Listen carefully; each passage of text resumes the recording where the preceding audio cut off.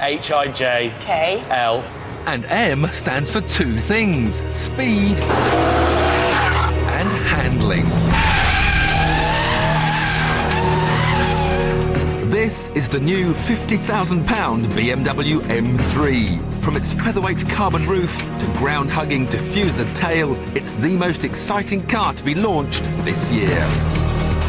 Here's where the magic happens. A new, bigger, 4-litre V8 that somehow they've managed to make lighter than the old 6-cylinder engine. It produces 420 horsepower. And if that bothers you, then don't worry, because it's also greener and more economical. Well, a little bit.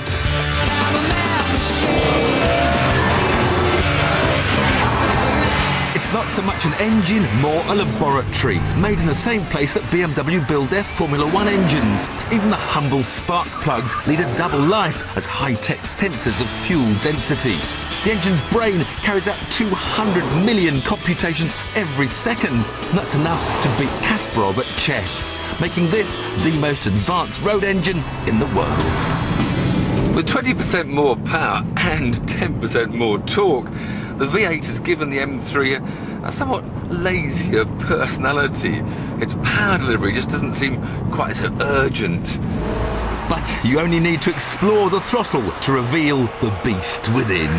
Got a half throttle so you feel the urgency. Singing, full throttle, you soar up the hill.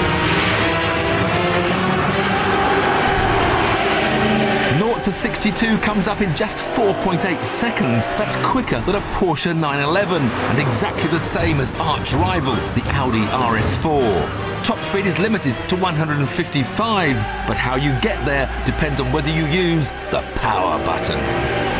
Which doesn't actually give you more power, it simply sharpens the throttle response. So if you're sitting there with just half the throttle and you press the button, all of a sudden it accelerates because the throttle movement is now more sensitive.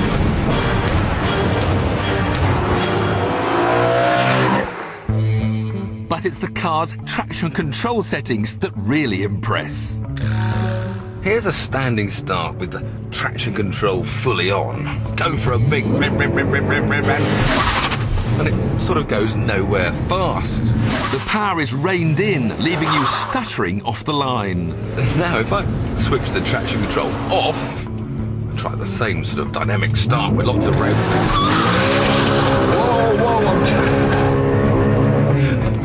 The rear wheels light up like Catherine wheels because there's nothing controlling that mighty engine.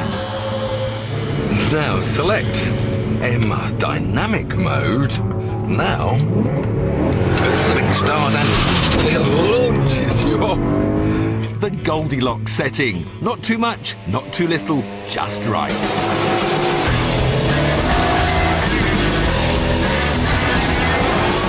It's amazing how quick the M dynamic mode lets you go without you getting into any trouble at all. Traction control's now becoming a much finer art. They're not that horrible constant interruption. But of course, at the end of the day, it has to go off. And with a choice of different throttle, damper and steering weight settings, all of which you can program into your handy M button, you can tailor the car's handling to suit. In my case, everything's set to extreme.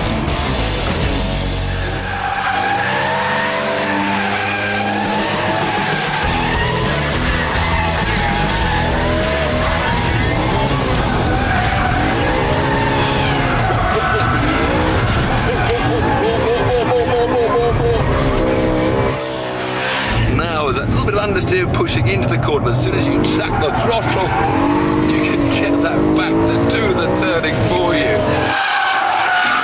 The steering feel as well is getting better now. I go faster. I've got that sport setting on the steering. It's a bit heavier, giving a bit more feedback. I can just feel what the chassis is doing underneath me. Brake-wise, there's a little squeak occasionally because they've slotted in some competition pads for doing lots of laps around this Pau-Arnaud circuit, and they're very effective indeed. Cost a little bit more, just alive in your hands, and a real test of driving skill and fun and enjoyment. The M3 may have grown up a bit from its earlier student days, but under its new, more mature guise, it still relishes the chance of a wild day out.